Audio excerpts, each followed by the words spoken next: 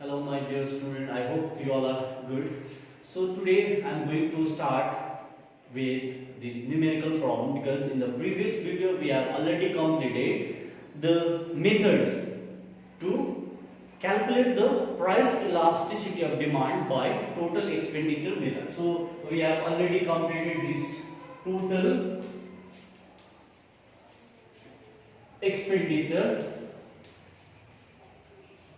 method, and we know that in the case of total expenditure method we can calculate only three type of elasticity. Number one, we had unitary elastic.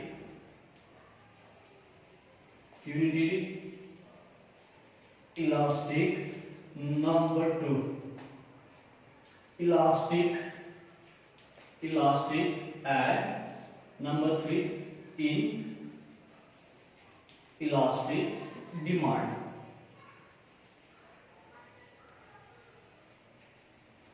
Once again, so with the help of this total expenditure method, we can only calculate three type of elasticities, that is number one, unitary elastic demand and inelastic demand. So today I am going to start some numerical problem so that it will be helpful for you to understand the main concept, that how we will be able to calculate the numerical problems.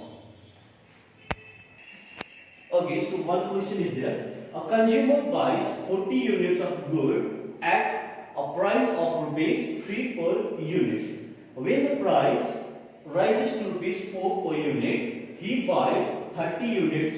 Calculate the price elasticity of demand. EP is your price elasticity of demand by total expenditure method. So for your ISC exam, this question is important. At least you get one question from this price elasticity of demand. So you have to calculate the numerical value of this price elasticity of demand. Now the question is, you can see that quantities Q is given as 40 units, and the price P is given as 3 rupees per unit. Now when price rises to rupees 4, that means P1 equals to 4, you can see that quantity demand Q1 is given as 30. That means due to rise in price from rupees 3 to 4, the quantity demand is decreasing from 40 to 30 units. So here we have to apply the total expenditure methods to calculate the price elasticity of demand. So we'll make one table. We'll write price, quantity, and one more column will make total expenditure. So price we can represent it by P, this one is your Q, this total expenditure TE equals to price into quantity. Now by calculating the total expenditure, we will come to know whether the demand will be elastic, unitary elastic or inelastic. So let's start. So initial price is given rupees 3. Initial price is 3 and quantity demand is given 40 units. So here we have to calculate the total expenditure. We know that total expenditure equals to price into quantity. So price we have 3 into quantity we have 40 units. So here we will get 4 3 is 12, 120. Similarly, again we will calculate the total expenditure due to change in price. So next price we have 4 and the quantity demand we have 30 units. So again we will do the same thing. We will calculate the total expenditure. So here we will get 4 into 30, we will get 120. So what we can see that in both the cases the total expenditure is same. 120. So here total expenditure is not changing, and we know that when the total expenditure remains same after the change in price, then the price elasticity of demand will be equals to 1.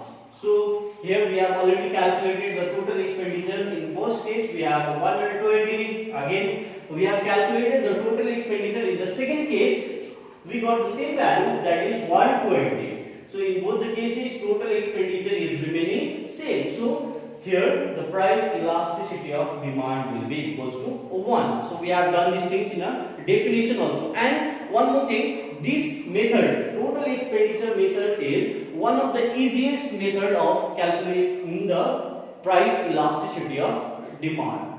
Now one more question I am going to solve. This is also from the same chapter, and here we have to use the total expenditure method to determine whether the demand is elastic or inelastic. So after calculation we will come to know that whether there is a change in total expenditure or not. So if there is change in total expenditure, then we will come to know whether the demand is elastic or inelastic. So we will start in the same way like the previous term. We will make one column for price, quantity and total expenditure.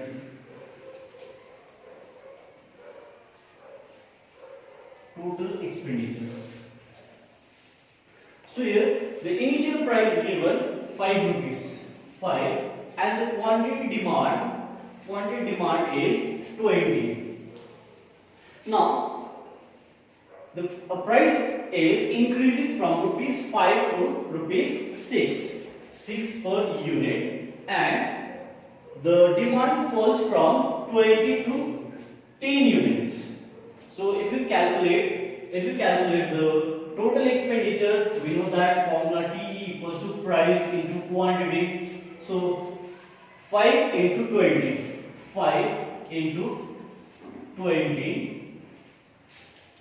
will get 100. So in the first case the total expenditure is rupees 100, and for the second case 6 into 10. So price is 6 and the quantity demand is 10. So we will get here 60.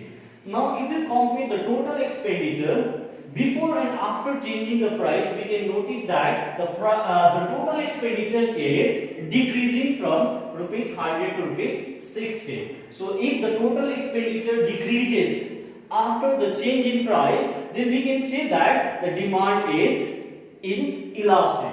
So in this case demand will be inelastic. Demand is inelastic.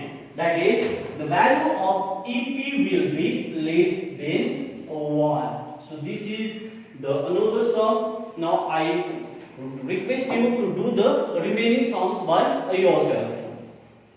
Now I am going to start this next method of measurement of price elasticity of demand, that is geometric method. So percentage method we have already done, total expenditure we have already done. Now this is the last method of measuring the price elasticity of demand. So in the case of geometric method, the price elasticity of demand is calculated by formula EP equals to line segment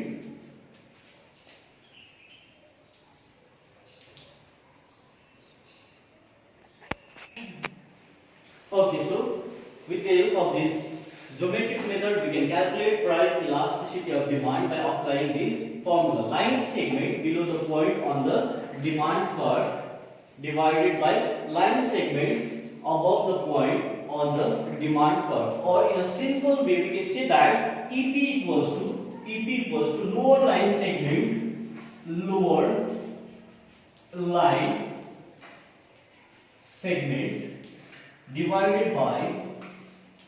divided by upper line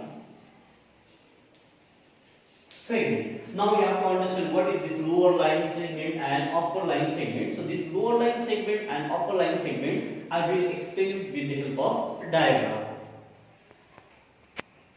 One more thing, by using this geometric method, we can calculate the price elasticity of demand on linear demand curve. Linear demand means on straight line demand curve as well as on non-linear demand curve. So first you have to understand what is linear demand and non-linear demand. So I will represent this one with the help of diagram. So when we are going to calculate the elasticity of demand on a straight line, suppose say AB is a line, AB, these are the 2 points, AB is a line, and if we are going to calculate the price elasticity of demand at any point, whether it is point M or N, then we can see that this line is a straight line. So this type of demand curve is called linear demand curve. Whereas in the case of non-linear demand curve, the shape of the demand curve will be this shape. So this shape is called non-linear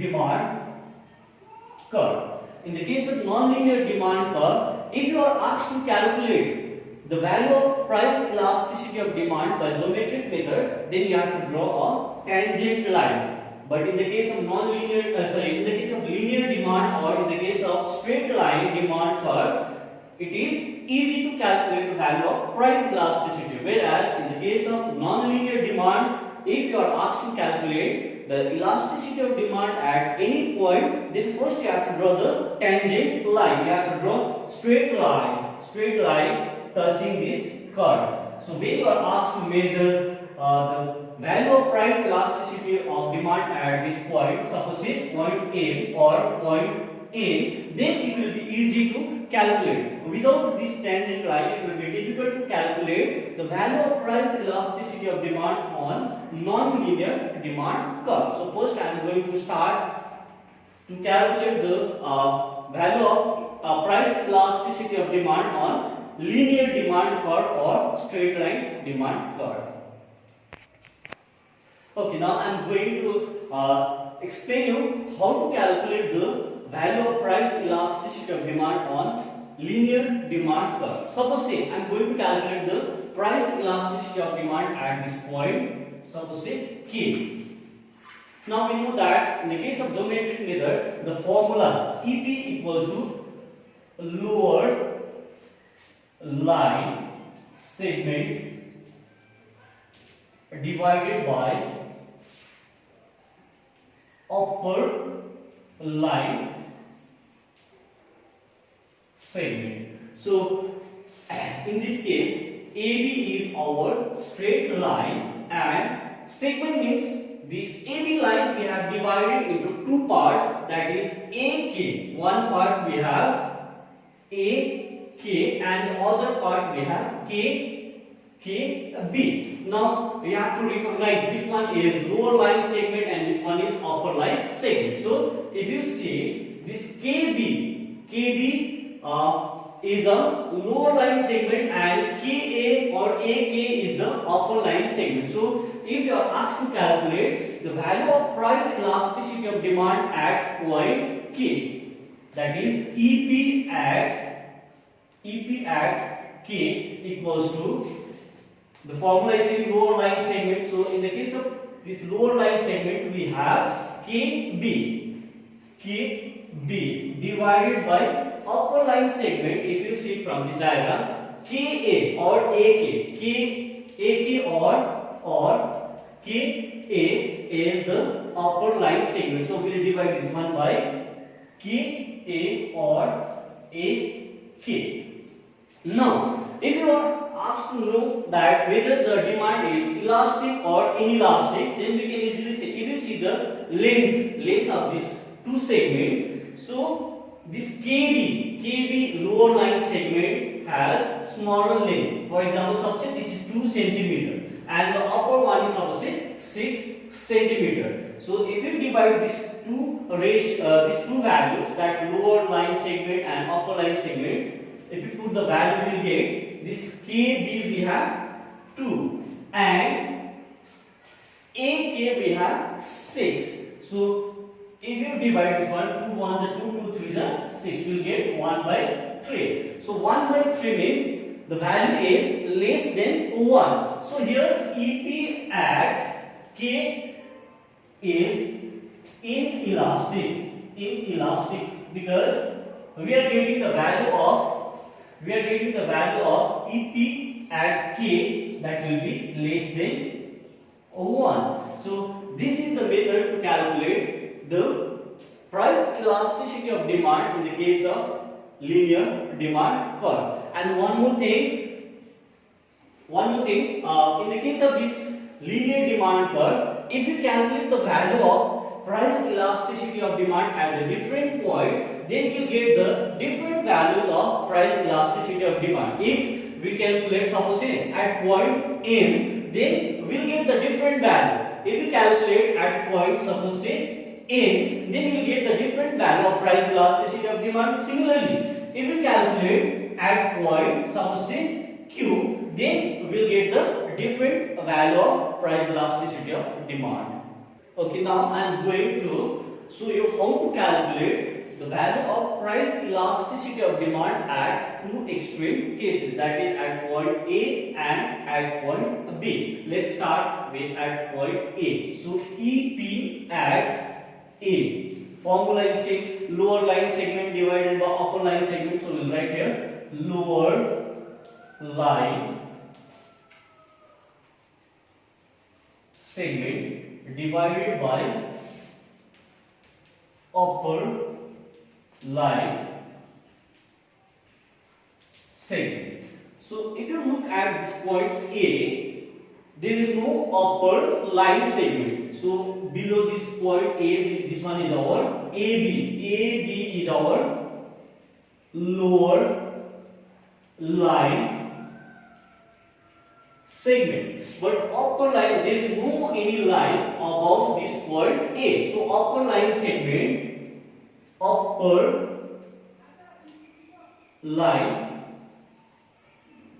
segment will be equals to 0, since there is no any line above this point A. So if you put the value, lower line segment we have AB, AB, lower line segment divided by upper line segment we have 0. There is no any line above this point A. So here upper line segment will be 0. So if you calculate this value, any number divided by 0 is equals to infinity. So here at point A we will get EP is equals to infinity.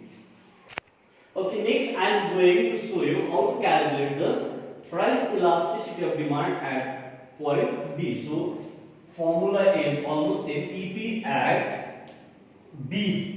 That means price elasticity of demand at point B is equals to, formula is same, lower line segment divided by upper line segment. Now here you have to understand which one is our lower line segment, what is the value, which one is our upper line segment, what will be the value of that upper line segment. So EP at B, lower line segment means there is no any line below this point B. There is no any line below this point B. So here lower line segment will be 0. Lower line segment will get 0. And upper line segment above point B we have line AB. So here 0 divided by AB. EP at point B is equals to 0 divided by AB. So if you divide 0 by any number, we will get the value 0. So EP at point B is equals to 0. Now next I am going to calculate the price elasticity of demand at midpoint. Suppose this is the midpoint. That means this line AB I am going to divide into two equal segments. So if we divide this line into two equal segments, then here the lower line segment and upper line segment value will be same. Let's consider this point as M. Now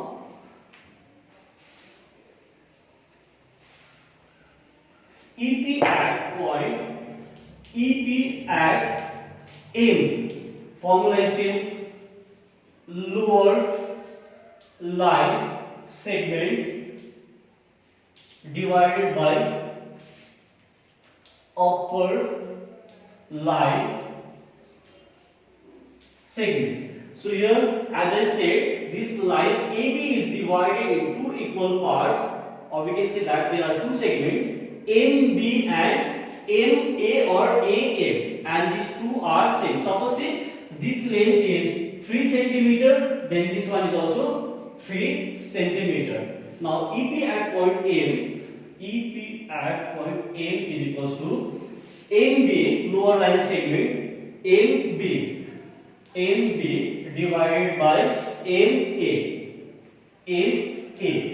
So for our example, I have considered here MB also 3 centimeter and MA also 3 centimeter, because this point M lie on the mid point. So AB line is divided into 2 equal half.